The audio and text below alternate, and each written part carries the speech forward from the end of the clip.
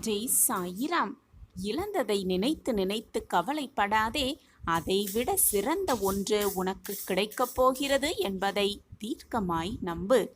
நான் இருக்கிறேன் உன் அருகிலேயே எப்பொழுதுமே, எந்நாளுமே, எல்லா நொடியும். ஜெய் சாயிராம். ஜெய் ஜெய் சாயிராம். நம்ம சாயன்பர்கள் எல்லாரும் எப்படி இருக்கீங்க? எல்லாரும் நல்லா இருப்போம். ஓம் சாயிராம். வாழ்வில் எனக்கென்று ஆறுதல் கூட யாருமே இல்லை. நான் முன்னேற்றம் அடையும் வகையில் எந்த ஒரு சூழ்நிலையும் அமையவே இல்லை என்று வருத்தப்படுகிறாயா? சூழ்நிலையும் முன்னேற்றமும் தானாக அமையவே அமையாது. நீதான் அதை உருவாக்க வேண்டும். நீதான் அதை உனக்கு சாதகமாக ஏற்படுத்தி கொள்ள வேண்டும். உன்னை பற்றி கவலைப்பட நான் இருக்கிறேன், எனக்காக யாருமே இல்லை என்று நீ சொல்லுகிறாயா? உன் அருகிலேயே நான் இருப்பதை ஏன் உன்னால் உணர்ந்து கொள்ள முடியவில்லை? சிறு சிறு குறைகள், தோல்விகளுக்கெல்லாம் மனம் உடைந்து போகிற அளவுக்கு நீ இருக்கிறாய். இந்த தன்மையை நீ மாற்றிக்கொண்டே ஆக வேண்டும். யாராக இருந்தாலும் உன் மனதை ரணப்படுத்தினால் நீ அதை கண்டு கொள்ளவே கொள்ளாதே. அவர்கள் சொன்னால் அது உண்மையாக உனக்கு நடந்து விடாது. நான் அதை நடத்தியும் விடமாட்டேன். கவலை கொள்ளாதே. வருங்காலம் எல்லாம் ஏற்றமான காலமாக அமையும். உனக்கான காலமாகவே அமையும். நீ நினைத்தது போன்ற வாழ்வை உன்னோக்கி வந்து கொண்டிருக்கிறது. நம்பிக்கையையும் பொறுமையையும் கடைபிடித்துக்கொள். உன் சூழ்நிலைகளுக்கான தேவைகள் எல்லாம் சரியான நேரத்தில் உன்னை தேடி வரும். நான் அதை வர வைப்பேன்.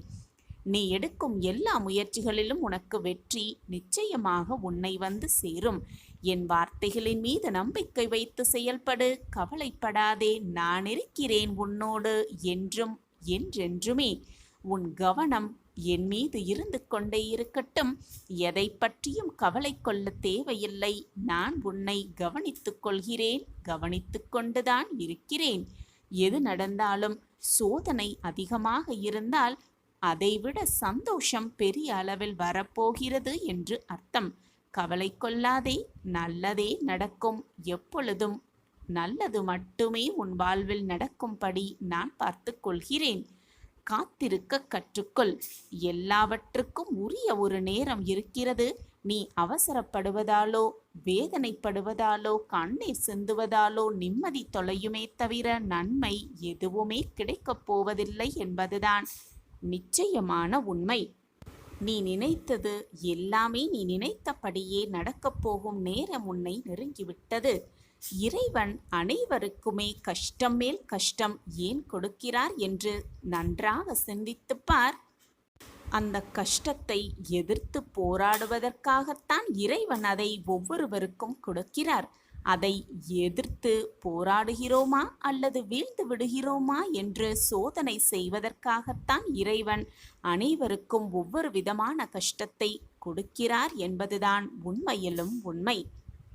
நம்மேல், நம் வாழ்வு மேல் நமக்கே நம்பிக்கை வர வேண்டும் என்று இறைவன் அந்த சோதனையை தருகிறார், கஷ்டத்தை தருகிறார். மன உறுதியோடு நம்பிக்கையோடு என்னதான் நிகழ்ந்தாலும் நாம் நம் வாழ்வில் செயல்படுகிறோமா என்று சோதனை செய்து பார்க்கிறார் இறைவன். மற்றவர்களுக்கு நன்மை செய்யணும். மற்றவர்களுக்கு நன்மை நாம் நினைக்கிறோமா அல்லது தீங்கு இழைக்கிறோமா என்று சோதிப்பதற்காகத்தான் இறைவன் கஷ்டத்தை நமக்கு தருகிறார்.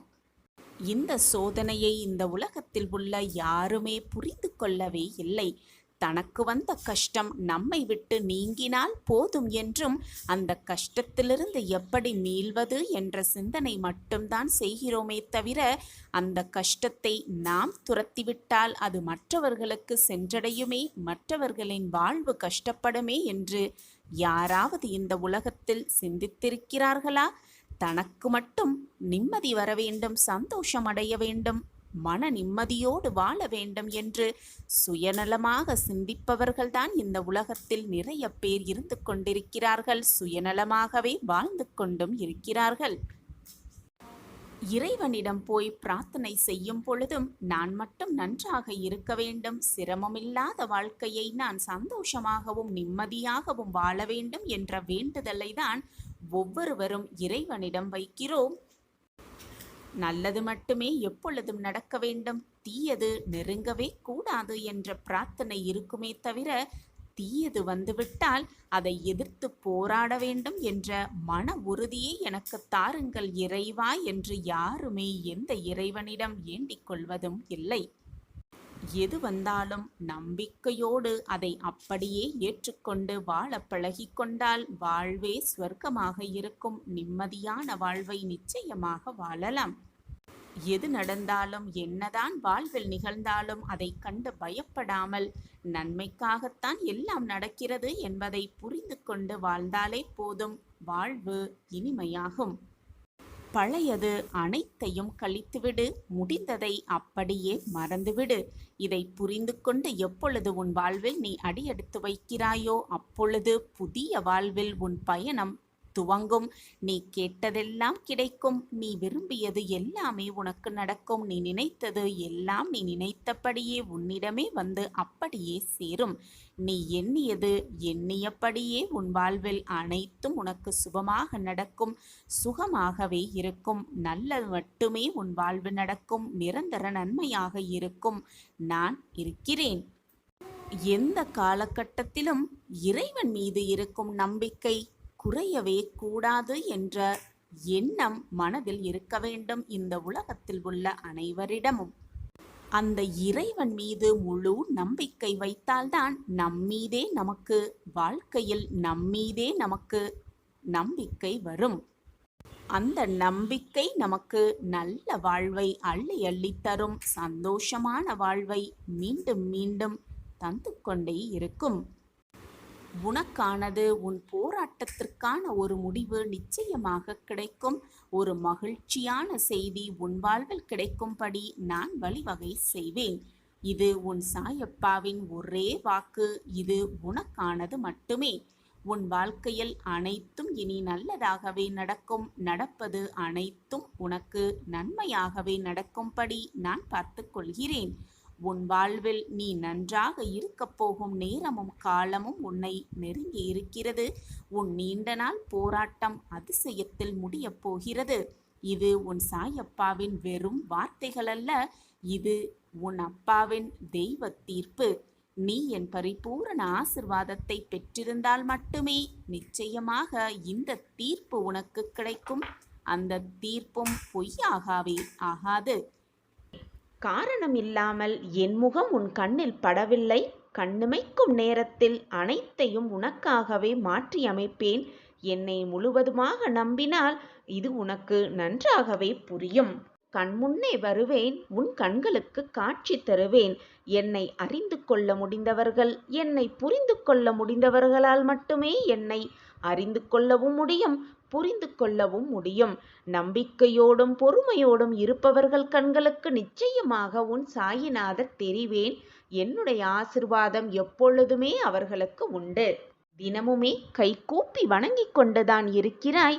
உன்னுடைய மன குமுறல்களை எல்லாம் கண்ணீரோடு என்னிடம் கொட்டிக்கொண்டுதான் இருக்கிறாய். அதற்கான பதிலை நான் எப்படி தராமல் போய்விடுவேன் என்று நீ நினைக்கிறாய்? உன் கண்களுக்கு என் திருவுருவம் அற்புத காட்சியாக, உனக்கு உன் கேள்விகளுக்கு பதிலாக உன் கண்களுக்கு நிச்சயமாக தெரியும். அந்த அறிகுறி என்றே உனக்கு புரியும். நிம்மதியே இல்லாத வாழ்க்கைக்கு பரிசாக பதிலாக நிம்மதியை முதலில் தரப்போகிறேன் உன் சாயப்பா. கணநொடி போதும் உன் வாழ்வில் அனைத்தையும் மாற்றிய வேண்டுதல்களையெல்லாம் நிறைவேற்றி தரப்போகிறேன். உன் புனிதமான மனமானது நல்ல எண்ணங்களை கொண்டு இருந்தாலே போதும். உன் எண்ணம் போல் உன் வாழ்வும் வெற்றிகரமாகவே அமையும். நல்லதை நினை, நல்லது மட்டுமே நடக்கும் உன் வாழ்வில். பல கஷ்டமான சூழ்நிலைகளை சந்தித்து சந்தித்து சோர்ந்து போயிருக்கிறாய். கவலைப்படாதே என் குழந்தையே. நம்பிக்கையாடு இரு. தன்னம்பிக்கையோடு எழுந்து வா. முகத்தை கழுவிக்கொண்டு என் முன்னே உட்கார்ந்து சாயின் நாம ஸ்மரணத்தை சொல்லிக்கொண்டே இரு. மனதால் சொல்லிக்கொண்டே இரு. எப்பொழுதும் சாயப்பாவை மனதால் நினைத்து கொண்டே இரு. உனக்கான அதிசயமும் அற்புதமும் உன் கண்களுக்கு தெரியும் வரை நான் ஓய மாட்டேன். இது உன் சாயப்பா உனக்காக விடும் சவாலாகவே வைத்துக்கொள். இது என் சத்திய வாக்கும் கூட. என் வாக்கு என்றைக்கும் பொய்யாகாது. என்னை நம்பியவர்களை நான் விட்டு கொடுத்ததும் இல்லை, அவர்களை விட்டு சென்றதும் இல்லை. வசந்த காலம் இனி உன் வாழ்வில் வீசும். இதுவரை சோதனைகளையும் வேதனைகளையும் கஷ்டங்களையும் மட்டுமே அனுபவித்து வந்த நீ இனி நிம்மதி, சந்தோஷம், ஆனந்தம், ஆச்சரியம், அற்புதத்தை காண்பாய். நிச்சயமாக என்னுடைய பரிபூரண ஆசிர்வாதத்தோடு அனைத்தையும் உன் வாழ்வில் வெற்றி பெறுவாய். நீ என் பிரியமான குழந்தை. உனக்கு செய்யாமல் வேறு யாருக்கு நான் செய்யப் போகிறேன்? இது உன் சாயப்பாவின் சத்திய வாக்கேதான். என் வாக்கு என்றைக்கும் பொய்த்ததில்லை. என்னை நம்பியவர்களை நான் எப்பொழுதும் விட்டு கொடுத்ததும் இல்லை. நான் இருக்கிறேன். எதற்குமே அஞ்சாதே குழந்தையே. எப்பொழுதும் தைரியமாக இரு, நம்பிக்கையாகவும் இரு, பொறுமையாகவும் இரு. வாழ்க்கையில் அனைத்தையும் எட்டி பிடித்து விடலாம் நிச்சயமாக. உன் மனம் இப்பொழுது ஒரு நிலையில் இல்லை. நம்பலாமா, நம்ப வேண்டாமா? கேட்கலாமா, கேட்க வேண்டாமா? தப்பித்து கொள்வோமா அல்லது மாட்டிக்கொள்வோமா என்று பலவிதமான குழப்பத்தோடே இருக்கிறாய். உன்னை சுற்றி ஒரு மாய வலை பின்னப்பட்டிருக்கிறது.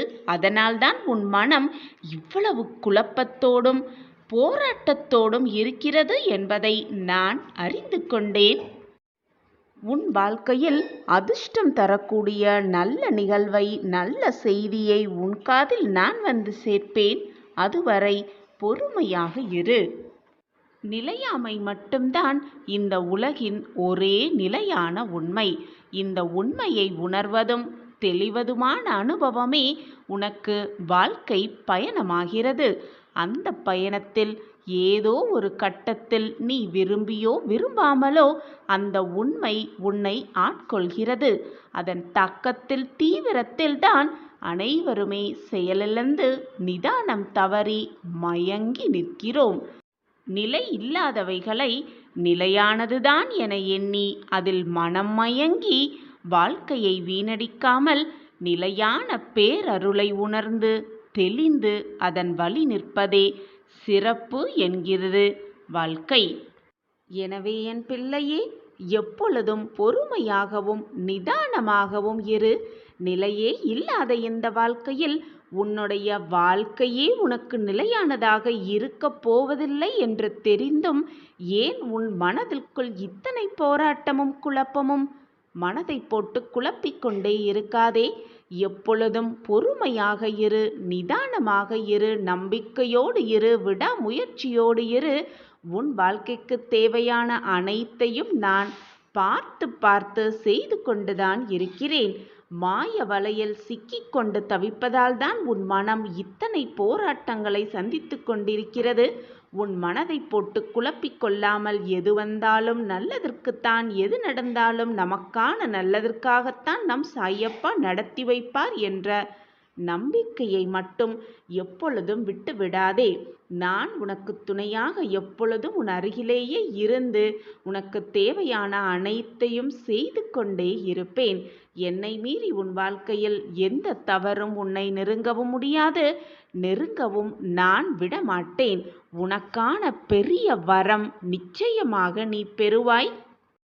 இன்று இரவுக்குள் ஏதாவது ஒரு ரூபத்தில் வந்து உனக்கான நல்லதை நான் உனக்கு கொடுப்பேன். ஏதாவது ரூபத்தில் வந்து கொடுப்பேன். எப்பொழுதுமே ஏதாகுமோ என்னாகுமோ என்று யோசித்து கொண்டே இருப்பதை விட இப்பொழுது என்ன செய்ய வேண்டும் என்று யோசிக்கிறாயோ அதை உடனே திறம்பட செய்துவிடு. அது வெற்றியடைவதற்கான அத்தனை வழிகளையும் நான் உனக்கு காண்பித்து கொண்டே இருப்பேன். என்மேல் முழுமையாக நம்பிக்கை வைத்து விட்டாயல்லவா? இனி உன் வாழ்வில் எந்த பதற்றமும் குழப்பமும் வேண்டவே வேண்டாம். நான் உன்னோடு இருந்து அனைத்தையும் செய்து முடிப்பேன், எப்பொழுதும் வெற்றிகரமாக. உன்னுடைய பிரார்த்தனைகள், தேவைகள், மனக்குழப்பங்கள், உன் கஷ்டங்கள் என்று எல்லாவற்றையும் என்னிடம் பிரார்த்தனையாக என் காலடியில் வைத்துவிடு. நான் உன் வாழ்க்கையில் போராட்டங்கள் மிகுந்து இருக்கும் உன் வாழ்க்கையில் மாற்றங்கள் நிறைந்த வாழ்க்கையாக மாற்றி காட்டுகிறேன். மிக பிரகாசமான வாழ்க்கையாக நான் மாற்றி காட்டுகிறேன். என் காலடியில் அனைத்தையும் சமர்ப்பித்துவிட்டு உன் வேலையை நீ செய்து கொண்டே இரு. உனக்கானது என்ன என்பதை நான் சிந்தித்து செயல்பட்டு கொண்டே இருக்கிறேன். உன் வாழ்க்கைக்கு என்ன தேவை, உன் மனதிற்கு என்ன தேவை, அதைவிட மிகவும் முக்கியமாக உன் வாழ்க்கைக்கு எதை கொடுத்தால் நீ நிம்மதியாக இருப்பாய் என்பதை நான் யோசித்து முடிவெடுத்து விட்டேன். அதற்கான வேலை தான் இப்பொழுது நடந்து கொண்டிருக்கிறது. இது நாள் வரை என் திட்டப்படிதான் உன் வாழ்க்கை நகர்ந்தது. இனியும் என்னுடைய திட்டப்படிதான் உன் வாழ்க்கை நகரும். எனவே நீ பயப்படவோ குழம்பவோ வேதனைப்படவோ போராடவோ எதுவுமே தேவையில்லை. உன் வாழ்க்கையில் நல்லது மட்டுமே நடக்கும். நடப்பது அனைத்தும் நிரந்தர நன்மையாகவே இருக்கும்படி நான் பார்த்து கொள்கிறேன். இப்பொழுது உன் மனம் மாய வலையில் சிக்கிக்கொண்டு குழப்பமாக இருக்கிறாய். இப்படி குழப்பமாக இருக்கும் உன் மனநிலையில் நீ எதையும் யாரிடமும் போய் கூறவும் வேண்டாம், அறிவுரைகளை யாரிடமும் கேட்கவும் வேண்டாம். ஏனென்றால் உன்னை சுற்றி இருப்பவர்களெல்லாம் எப்படி இருக்கிறார்கள் தெரியுமா? உன்னுடைய இந்த சூழ்நிலையை பயன்படுத்தி அதில் ஏதாவது ஆதாயம் எடுத்துவிடலாமா என்ற சிந்தனையோடு தான் இங்கு பல பேர் உன்னை சுற்றி வாழ்ந்து கொண்டிருக்கிறார்கள். உன்னுடைய சூழ்நிலையை தனக்கு சாதகமாக மாற்றி அமைப்பதற்கு என்னென்ன வேலைகள் செய்ய முடியுமோ அத்தனையையும் செய்து கொண்டே இருக்கிறார்கள். எனவே நீயே போய் உன் பிரச்சனையில் மாட்டிக்கொள்ளாமல் தவிர்த்து விடுவது மிகவும் நல்லது. உன் மனம் போராட்டமாக இருக்கும் இந்த சமயத்தில் தேவையில்லாமல் மற்றவர்களிடம் போய் அதை பகிர்ந்து கொள்ளாதே. என்ன செய்ய வேண்டும், ஏது செய்ய வேண்டும் என்ற அறிவுரையையும் மற்றவர்களிடம் கேட்டு அதன்படி செயல்படாதே. உன் மனதிற்கு எது சரி என்று படுகிறதோ, உன் மனதிற்கு எது திருப்தியாக இருக்கிறதோ அதன்படி உன் வாழ்க்கையில் நீ எடுத்து வைக்கும் ஒவ்வொரு அடியையும் நம்பிக்கையோடு எடுத்து வை. உனக்கு துணையாக நான் இருக்கும் பொழுது நீ ஏன் மற்றவர்களிடம் போய் உன்னுடைய குறைக்கான தீர்வை தேடிக்கொண்டிருக்கிறாய்? நான் உன்னோடு எப்பொழுதும் இருந்து கொண்டு உனக்கு தேவையான அனைத்தையும் யோசித்து யோசித்து உனக்கு நல்லது எது தீயது எது, உனக்கு அது கொடுத்தால் நன்மையாக இருக்குமா அல்லது தீமையாக இருக்குமா என்பதை சிந்தித்துதான் செயல்பட்டு கொண்டிருக்கிறேன். எனவே நீயே வலிய போய் மற்றவர்களிடம் மாட்டிக்கொள்ளாதே. நீ தேடுவதும் உன்னை தேடிக்கொண்டுதான் இருக்கிறது. ஓர் அணுவில் இருந்து உருவானதுதான் இந்த பிரபஞ்சம். இந்த இயற்கையை புரிந்து கொண்டாலே, பிரபஞ்சத்தின் தன்மையை உணர்ந்து கொண்டாலே நீ தேடுவது உன்னை தேடிக்கொண்டிருக்கிறது என்பதை நீ தெள்ளத் தெளிவாக புரிந்து கொள்ளலாம். இயற்கை எதையெல்லாம் உணர்ந்ததோ அதுவே இன்றைய பிரபஞ்சம். இயற்கை உணர்ந்த அனைத்துமே பிரபஞ்ச அணுவில் புதைந்துதான் கிடக்கிறது.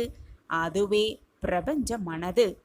பிரபஞ்சம் இயக்கும் விதம் அந்த பதிவுகளை பொறுத்தே இருக்கும்.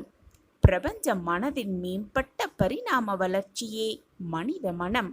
இயற்கை எதை உணர்கிறதோ அதை நம் மனது வடிவமைக்க செய்கிறது.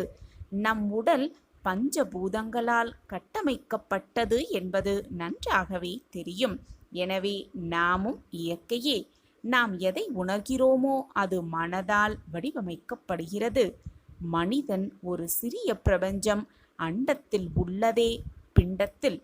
பிரபஞ்ச மனம் இயற்கையை கட்டுப்படுத்த மனித மனமாக பரிணாம வளர்ச்சி அடைந்துள்ளது என்பதுதான் இந்த பிரபஞ்சத்தின் ரகசியம். இது தெரியாமல், பிரபஞ்சத்தை புரிந்து கொள்ளாமல் நான் தேடுவது எனக்கு கிடைக்குமா கிடைக்காதா, நான் எதிர்பார்ப்பது எனக்கு நடக்குமா நடக்காதா என்று ஏக்கத்தோடு வாழ்க்கை வழியே இல்லை, வாழ்க்கையை வாழ்வதற்கு வழியே இல்லை என்று தவித்து கொண்டிருக்கிறாய். நான் இதை உன்னிடம் சேர்ப்பதற்காகவே, வாழ்க்கையை எப்படி வாழ வேண்டும், வாழ்க்கை என்றால் என்ன என்பதை உனக்கு புரிய வைப்பதற்காகவே, உன்னை காப்பாற்றுவதற்காகவே உன்னை வந்து நான் சேர்ந்திருக்கிறேன். பறவையின் காலில் கயிறு கட்டி இழுப்பது போல உன்னை என் பக்கம் நான் இழுத்திருக்கிறேன். நீ சற்றும் எதிர்பாராத அதிசயத்தை நான் உன் வாழ்க்கையில் நிச்சயமாக நிகழ்த்துவேன். அந்த அதிசயம் உன் வாழ்வில் நிகழும் அந்த தருணத்தை நீயும் எதிர்நோக்கி காத்து கொண்டிருக்கிறாய்தானே? அந்த தருணம் சர்வ நிச்சயமாக உன் வாழ்வில் நடந்தே தீரும். உன் வெற்றிக்கான காரணமும் அதுவாகத்தான் இருக்கும். உன் வாழ்க்கையில் பல அவமானங்கள், பல போராட்டமான சூழ்நிலைகள், யாரையும் எதிர்கொள்ள முடியாத சூழ்நிலைகள் என்று பல உன்னை சந்தித்திருக்கலாம், பல உன் வாழ்வில் நிகழ்ந்திருக்கலாம். ஆனால் எது வந்தாலும் தைரியமாக எதிர்த்து நின்று எந்த ஒரு கஷ்டமான சூழ்நிலையும் தாண்டி வந்தால்தான் வாழ்க்கையில் வெற்றியை அடைய முடியும் என்பதை தெள்ளத் தெளிவாக புரிந்து கொள். நான் உன்னோடு இருக்கும் வரை எதற்குமே நீ கவலைப்படவோ வருத்தப்பட வேண்டிய அவசியமே இல்லை. சாயப்பா உன்னோடு இருக்கும் வரை நீ வேதனைப்பட வேண்டிய அவசியமே இல்லை. சாயப்பா இருக்க உனக்கு ஏன் மனக்கவலை? ஓம் சாயிரம், ஓம் சாயிரம். வாழ்க்கையில் வெற்றிக்கான காரணம் என்னவாக இருக்கும், எப்படி அந்த வெற்றியை நாம் அடைவது அப்படின்னு யோசிக்கிறவங்களுக்கு இந்த கதை மிக சிறந்த பதிலாகவே இருக்கும். ஒரு ஊரில் மிக சிறந்த தொழிலதிபர் ஒருவர் இருந்துக்கிட்டு வந்தார். அவர் அந்த தொழிலில் செய்த சாதனைக்கு பரிசாக ஒரு நிறுவனம் அவருக்கு பரிசு வழங்குவதற்காக ஏற்பாடு செஞ்சிருந்தாங்க. ஒரு பெரிய அரங்கத்தில் அவருக்கு பரிசு கொடுப்பதற்காக அந்த அரங்கத்தை ஏற்பாடு செய்திருக்கிறார்கள். அந்த அரங்கத்தில் அவருக்கான பரிசும் கொடுக்கப்பட்டது. பரிசு பெற்றவுடன் அவர் சற்று நேரம் உரையாட ஆரம்பிக்கிறார். அவர் உரையாடின பிறகு அந்த அரங்கத்தில் இருப்பவர்கள் அனைவரையும் பார்த்து, என்னிடம் கேட்பதற்கு ஏதாவது கேள்வி இருந்தால் தயங்காமல் கேட்கலாம். நான் பதிலுக்காக காத்து கொண்டிருக்கிறேன். உங்கள் கேள்விக்காக நான் காத்து கொண்டிருக்கிறேன். பதில் கூறுவதற்காக நான் ஆவலோடு இருக்கிறேன் என்று அந்த அரங்கத்தை பார்த்து கூறுகிறார் அந்த தொழிலதிபர். அப்பொழுது அந்த அரங்கத்தில் இருந்த ஒருவர் எழுந்து நின்றார். தன் கேள்வியை கேட்கலாமா என்ற பார்வையை அவர் மீது பார்த்தார். அப்பொழுது அவர் கேட்கவும் ஆரம்பித்தார். உங்கள் வெற்றிக்கு பின்னால் இருக்கும் அந்த நபர் யார், அல்லது உங்கள் வெற்றிக்கு பின்னால் இருக்கும் அது என்ன என்ற கேள்வியை எழுப்பினார் அந்த நபர் அந்த தொழிலதிபரிடம். இந்த கேள்வியை கேட்டவுடன் அந்த தொழிலதிபர் அந்த கேள்வி கேட்டவரை சற்று கவனமாக உற்று நோக்குகிறார். பின்பு, மிக விலை குறைவான இந்த அணிகலன்கள், இந்த உடையை உடுத்தி இருக்கும் தங்களுக்கு நான் பதிலை கூற முடியாது என்று சற்று அதிகாரமாகவே கூறுகிறார்.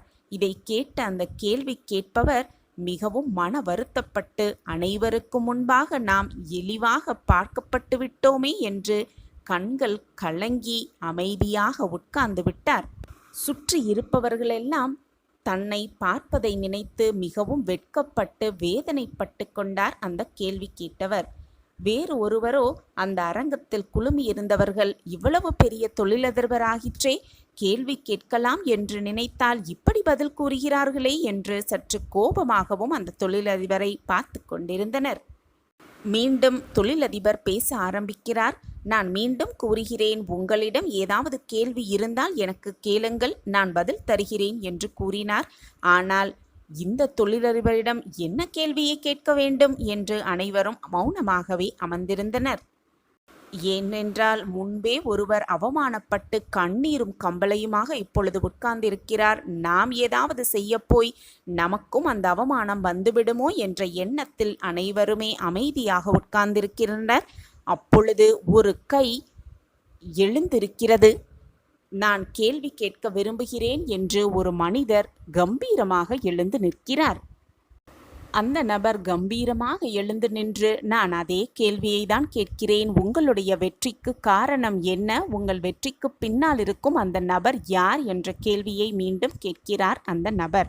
அப்பொழுது அந்த தொழிலதிபர் அந்த கேள்வி கேட்கும் நபரை ஏற இறங்க பார்க்கிறார். அவர் பெரிய ஆடம்பரமான உடை எதுவுமே உடுத்தவில்லை.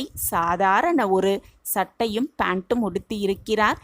காலிலும் மிக சாதாரணமாக தேய்ந்து போன ஒரு செருப்பை போட்டிருந்தார். உடனே அந்த தொழிலதிபர் அந்த நபரை உடனே மேடைக்கு வருமாறு அழைக்கிறார். அவரை வந்தவுடன் அவரை கட்டி அணைத்து, நீ வாழ்க்கையில் மிக அதிகமாக முன்னேறப் போகிறாய், உன் வாழ்க்கையில் வெற்றி பெறுவதற்கான அத்தனை சாத்தியக்கூறுகளும் உன்னிடம் இருக்கிறது என்று ஆனந்தமாக கூறுகிறார். அப்பொழுது அங்கு கூடியிருந்த அனைவருக்குமே ஆச்சரியம். ஏனென்றால் அதே கேள்வியை தான் இருவரும் கேட்டனர். ஒருத்தரை அவமானப்படுத்திவிட்டு கண்ணீரும் கம்பளையுமாக உட்கார வைத்து விட்டார். மற்றொருவரை அதே கேள்வியை கேட்ட பிறகும் மேடையில் ஏற்றி அவரை கௌரவப்படுத்தி அவரை அரவணைத்தும் கொள்கிறாரே என்ற ஆச்சரியம் எல்லோர் மனதிலும் எழுகிறது. இந்த தொழிலதிபருக்கு என்னதான் ஆயிற்று என்று அனைவரும் குழப்பமாக இருக்கும் அந்த சூழ்நிலையில் மீண்டும் தொழிலதிபர் பேச ஆரம்பிக்கிறார். நான் இன்றைக்கு மிக சிறந்த தொழிலதிபராக இருக்கிறேன். சுற்றி இருப்பவர்கள் அனைவருமே வியக்கும் வண்ணமும் பாராட்டும் வண்ணமுமாக நான் வாழ்க்கையில் வாழ்ந்து கொண்டிருக்கிறேன். நான் இந்த நிலைமைக்கு மிக சுலபமாக வந்துவிடவில்லை. நான் மிக அடிபட்டு என்னுடைய உடை, நடை, உடை, பாவனை என்று அனைவருமே என்னை ஏளனமாக பார்க்கும்படிதான் பார்த்துவிட்டுதான் நான் இந்த நிலைமைக்கு வந்திருக்கிறேன்.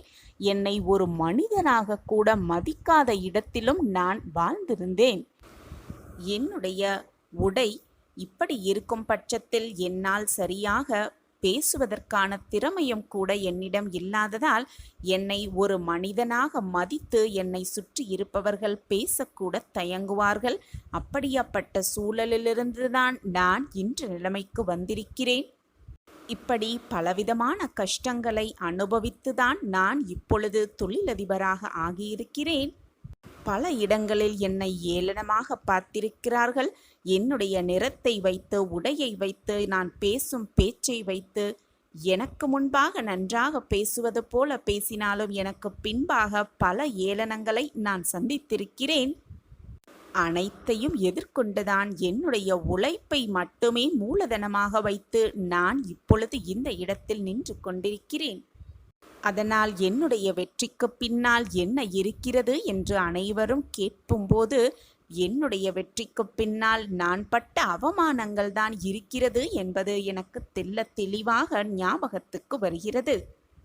அதே போல நீங்களும் வெற்றி அடைய வேண்டும் என்ற சிந்தனை உங்கள் மனதில் இருந்தால், எந்த அளவு உங்களிடம் உழைப்பு இருக்கிறதோ, திறமை இருக்கிறதோ, அதைவிட 100 மடங்கு அவமானங்களை சந்திக்கும் மனதை வளர்த்து கொள்ள வேண்டும்.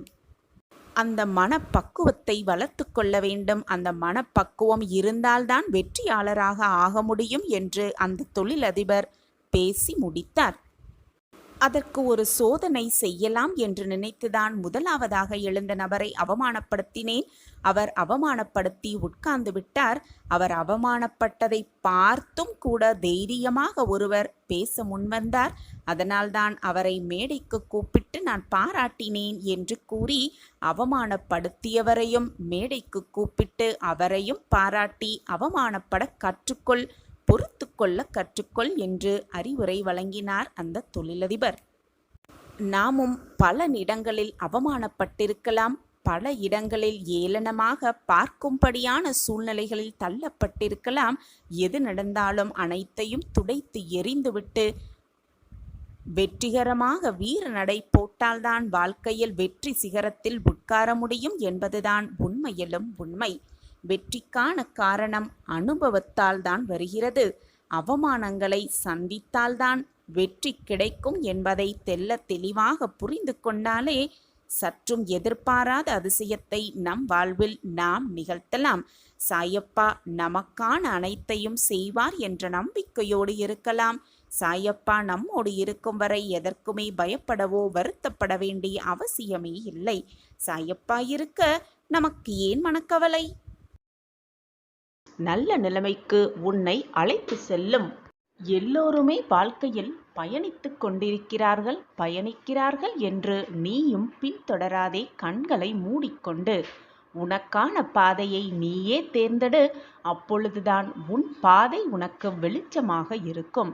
எத்தனை கைகள் என்னை தள்ளிவிட்டாலும் என் நம்பிக்கை என்னை எப்பொழுதும் கைவிடாது என்ற தாரக மந்திரத்தை உன் மனதிற்குள் உன் வாயாலும் சொல்லிக்கொண்டே இரு.